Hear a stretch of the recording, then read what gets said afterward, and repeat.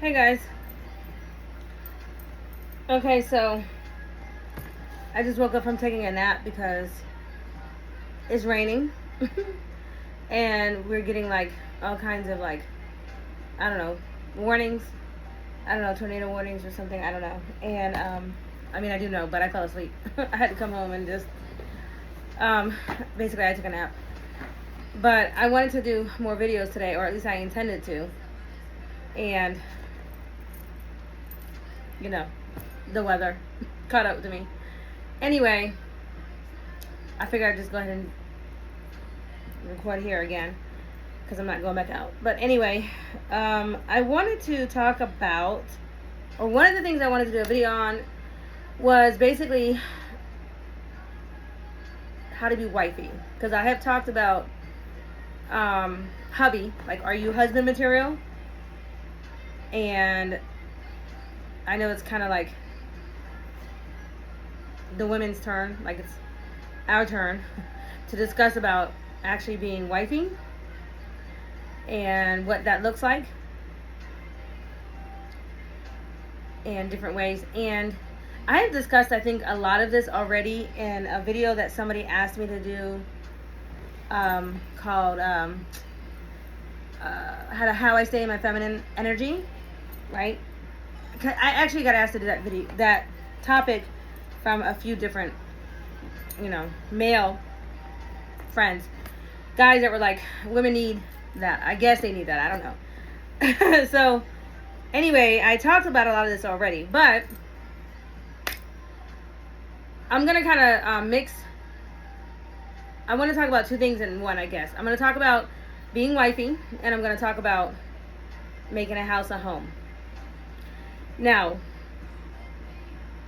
if you're already married or you've already been married or whatever, this is going to be boring to you, okay? But specifically, if you are a younger girl out there, younger, or you are wanting to be wifed up, maybe you're newly married or newly engaged or whatever, right?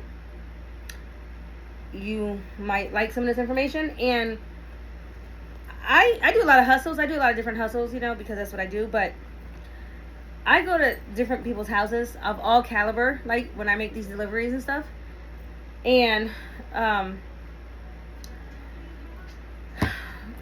sometimes just the other day, I delivered some groceries to this house.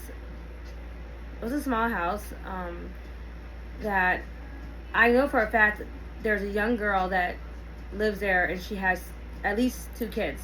One of them is a baby. And every time I've gone to this house, it's very dirty. The driveway smells. I mean, just pulling in, it smells. And there's trash all over the place. Like, literally, there's trash everywhere. They literally, if I attempted to ever go inside, I feel like it would be a hoarder's, stuff everywhere, because that's what the outside, the porch and the outside front looks like. That there's dirty diapers, literally balled up dirty diapers, literally in the front, like on the patio, like walking in, like this is to me it's like this is how you welcome people into your house, with dirty diapers. Okay, anyway, every time I ever, and I've been there a couple times, and it never looks cleaner. It always just looks worse. It never looks cleaner. And I think to myself, this is a young girl, and I know she has kids, and she's very nice, but I think, because I've actually met her and talked to her at one of the times, and I think to myself, like, does she not have any home training? Is there nobody in her family to tell her that her house is trashy? Because she has told me, she's like, she literally said to me, because she has a little baby and that she doesn't get out, and they only have one car, her husband takes the car, and so she's home all day. And I just keep thinking to myself, like, I wonder how this man feels when he has to come home and walk through that front door. Because there's definitely only, like, one door. I mean, there may be a back door, but, the way they park and everything, you can tell they go to the front door. So, I'm sure they use the front door. And I'm just wondering, like, how does he feel? Like, I just think to myself, like, I don't know. I don't do trashy. I don't like trashy. I mean, messy. Now, let's get real. When we have little kids, it's very true that things get messy. And even me, like when I get in the zone, I'm doing my baskets. Oh, I get messy. I'm definitely organized chaos. I have a lot of stuff everywhere, but there is a difference between messy and nasty. And this is I remember telling my boys this. Like I remember telling my boys this when they were young, or all the way up until teenager, like literally all the time. Like I would just make sure they know this. They know this about me. I used to always say there is a difference between messy and nasty. There is a difference. Okay. Messy is stuff all over the place that you clean up, or you will clean up, or you'll probably clean up like whenever you're done with your project or done at the end of the week or whatever. You're gonna get to it and you'll clean up, right? Nasty is dirty diapers in your front yard or in the walkway, or feces, flies everywhere, trash everywhere, or going into somebody's house and, like me, boys, I was only female, okay, and it was like I refused to be okay with pee left on the toilet. Like, no, I'm sorry, no, I have to sit down on this toilet, and no, this is not okay. And I also was not okay with pee around the floor, because it's like we're not aiming properly, and I guess we just going every which way with it. I don't know. I don't care. I didn't care. I trained my boys. I told them, like, if you go see a woman and there is nastiness around her toilet, okay, that's nasty. There's a difference. That's nasty. Okay. That's not dirt. That's not messy. That's nasty. Like, it takes time for your toilet to build up crud, right? It takes time. So what it's telling me is that somebody hasn't cleaned the toilet in at least a week, right? Because it's going to take a few days to build up. It's not like it's just one little spot, okay? Now, when they're very, very, very little, of course, as a mom, you got to stay behind them and clean up after these little kids. I'm not talking about under 10. Really, for me, by 8, okay, it's like, here's the scrub, here's the wipe, here's paper towel, here's the wipe, here's the Kleenex wipes, the Clorox wipes or whatever, and wipe it. Every time you go to the bathroom and whatever, just go ahead and wipe it, okay? So, number one, I think the number one way to be wifey, or to make a house a home, because that's what I want to talk about, is making a house a home, because there is a difference also between a house and a home, or a homey, warm, comforting, inviting home, okay? And I feel that part of being wifey is making a house a home, because typically speaking, most men are not very good at this. The testosterone that runs through their body dominates the estrogen, which we hope is the case, right? We don't need a female male. We don't want a feminine man, right? We don't mind that he has some feminine things that come out every now and then, right, to be balanced, right? But I'm saying most women, if you're in a normal relationship, I'm just saying whatever, normal man and female relationship, most women don't want their men to actually go around decorating. I mean, helping, cleaning, or putting things up, right? Or having their preference or say or whatever. That's not what I'm talking about. But just in general, right? If you see your man go to the house and he's putting up flowers and pictures and candles and blankets and... okay, you're going to think something, right? So most men, on average, are going, when you get married or when you're dating or whatever, right? When you're together, I've had men who literally have said to me that one of the things why they wanted a wife and why they wanted a woman is literally for a woman's touch in the house. Okay? Now, you have to ask yourself, what does your touch look like? And when I think about that house that I deliver to occasionally, I don't even want to go inside. Based on the entrance, I don't even want to go inside. There's trash everywhere on the outside, and there's dirty diapers and feces, okay, from animals in the front. Okay, I'm like, there's no way I'm going inside. I would not go inside that house, okay? So, number one is number one way you can be a wifey, number one, is keeping a house clean. Okay? Keeping a house clean. Because no man wants to come home to a dirty house. I don't know a man who works full time. And honestly, I don't know a woman. I don't know a female. I mean, I don't know anybody who wants to come home to a messy house, right? Now, also, I guess I should say a dirty, nasty house. Messy, when your kids are little and everything, yes, it is hard to maintain. But it's not hard to make sure you're not nasty, okay? It's okay to have stuff everywhere, shoes or whatever. That's called lived in. That's a house that is very lived in, okay? And that is happy. That's fine. That's people in your house, and that's great. But messy and nasty is, like I said, crud everywhere, whatever. If you can't keep up with that for whatever reason, right, I suggest getting a housekeeper or getting somebody to come in and clean the house, if only once a month, to do a deep cleaning for you. If that's all you can afford or whatever, right? If you can't do it yourself, if you absolutely can't do it yourself. Also, if you are a young lady and you are pregnant or you are expecting or something like that, and you know, especially your first, people who want to pitch in and help buy different things or whatever, ask them for a year's worth of house cleaning from a company, like a gift certificate, okay? Because you're going to need it. Because you're going to need your sleep. Because sleep is important. I'm telling you, like, especially when you first have a baby and you're newborn, you know, like, you're over here nursing or whatever, you got to sleep when the baby sleeps. And it's very, very hard. Very hard. And I understand that. Believe me, I understand that. So I'm not really talking too much about when your kids are very, very little. But it becomes a matter of dignity and self-pride if it becomes nasty. If crud is everywhere, if it's smelly, disgusting, okay, feces, okay, I don't care if I have a new baby or not, I'm going to burn that midnight oil and clean that house. My grandmother taught me, when she used to always say, because this was back in the day, bleach is 50 cents. Bleach is 50 cents. She's Italian. She's a bleach is only 50 cents. There's there's no reason to be nasty. You could be poor and not nasty, not disgusting. You know, my grandmother used to always say that. My mother used to say that. And also, a lot of what I am going to share is from what I learned from my mother, my grandmother, what I learned from seeing the women in my life do. Okay, so I'm just going to share because, you know, maybe you are, maybe you were raised in a household with no women,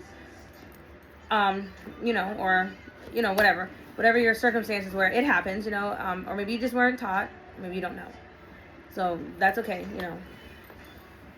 So, again, most men, and I'm talking specifically to women or young women or those who are wanting to learn more about basically being wifey, okay? And that is making a house a home.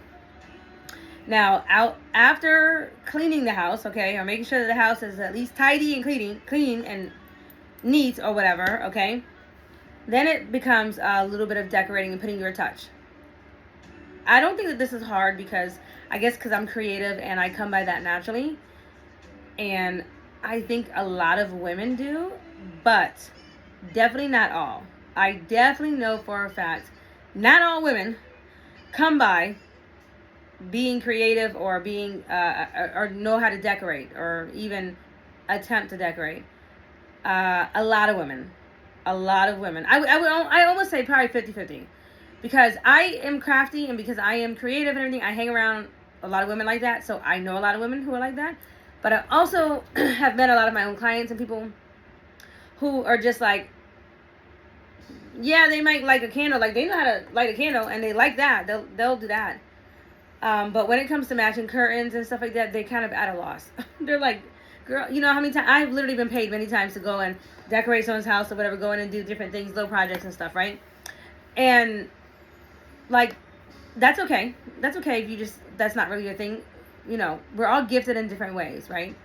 But at least to acknowledge and know, okay, well, part of, a woman's touch is, just ask yourself,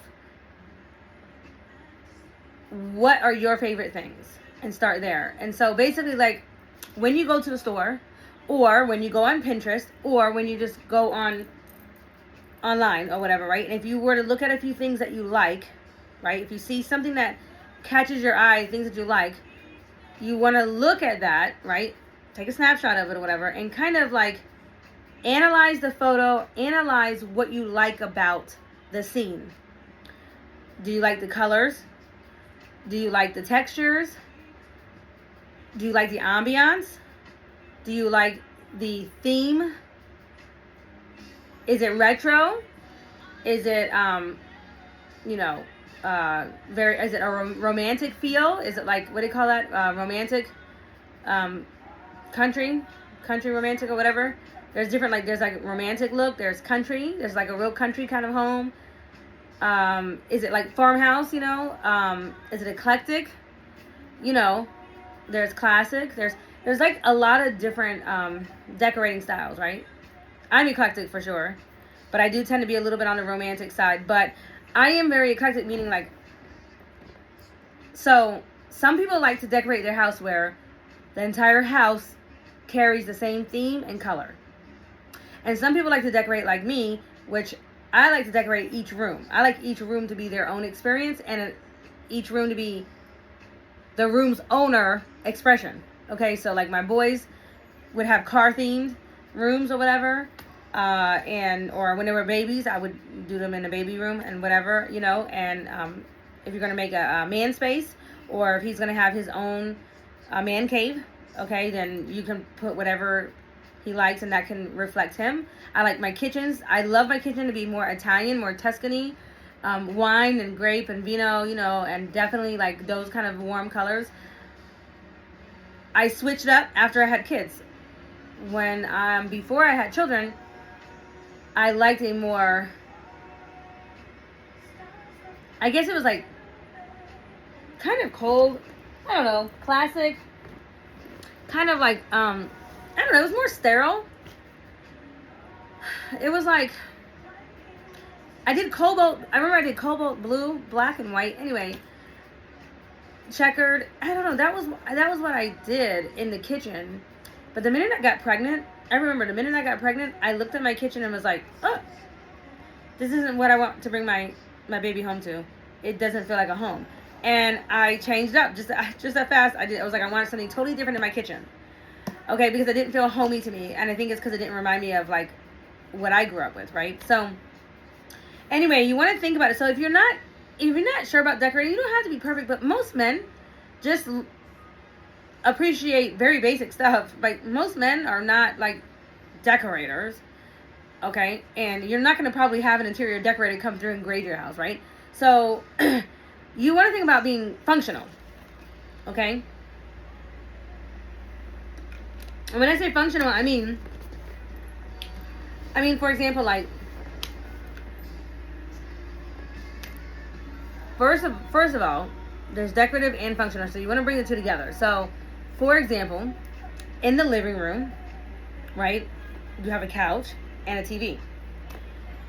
It's good if the TV is in front of the couch, right, wherever you sit or whatever you want to sit on to watch the TV. But I've seen this in some houses where the TV will be like on a wall over here and the couch is kind of, so you kind of have to either turn this way to look at the TV or even just turn a little bit your neck like that to look at the TV, because it's like nobody really thought about where to put things in the space, right? So there is something called feng shui, and there is something called conversational spaces. Okay, so conversational space is where you create a zone in the room, which is like maybe 2 chairs, a coffee table, and the TV, or a couch and a chair, so that people, if you were going to conversate, could look at each other and conversate, right? It's called conversational spaces. But also feng shui would be where wherever you sit, you can actually see the TV and you don't have to hurt your neck or whatever, right? Also, as far as function goes and comfort, a footstand, right? Like an ottoman. It's really good if you can get an ottoman that is works as a coffee table and a place to put your feet, like kind of like one of those things that move up or whatever. If you know where, when your man comes home, when your to be wifey, you know, right? When your man comes home, if he has his own chair, my dad always had his recliner, his own chair, and it was staged with all his favorite things. You know, the remote is there, you know, and whatever he likes, okay? Whatever he likes. Things that make him comfortable, okay? And don't mind me because I have some chocolates left from Valentine's Day, and I'm famous for eating one bite.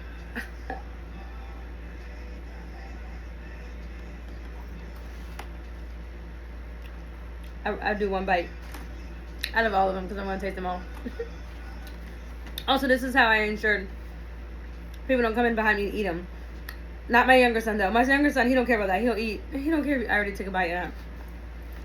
But this is how I would keep people off my stuff. Anyway, so speaking of which, also in a living room or in a conversational space, or depending where, you can also have a candy dish. You know, like hard candies, not ones that are going to go bad, you know, a little candy dish, okay? That is a very warm thing to have in a house.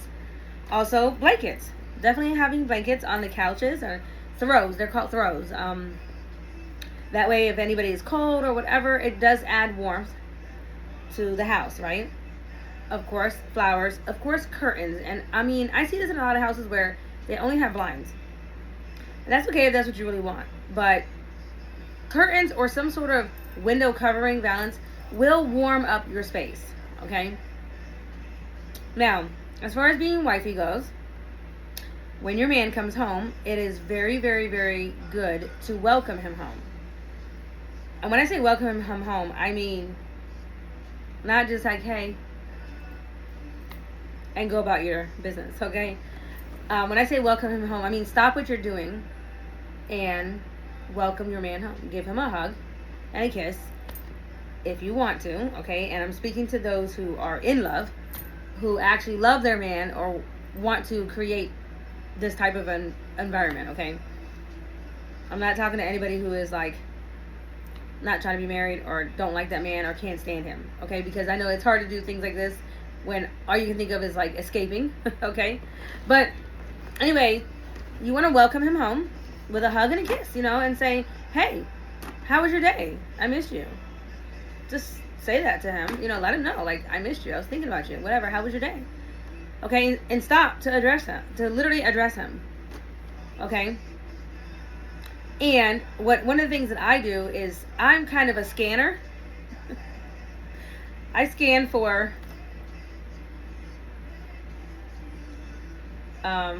abnormalities, like, you know, I'm looking to see, and I do this with my kids too. Are they hurt?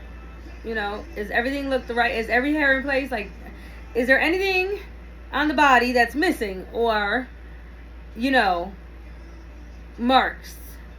And this isn't to be like controlling or anything, but it's like, I'm a mom, and I guess I'm just like checking to make sure that they're well, like, are you hydrated? What do you need? Like, I don't know. I don't do this, and it doesn't look like this is what, I don't look like I'm doing this, okay? But while I might be talking, whatever, this is just me. I just notice little things like, oh my gosh, you must have had a rough day today. I could tell because XYZ, right? You know, I notice like extra puffiness under the eyes or stuff like that. And maybe it's because I'm a makeup artist. I don't know.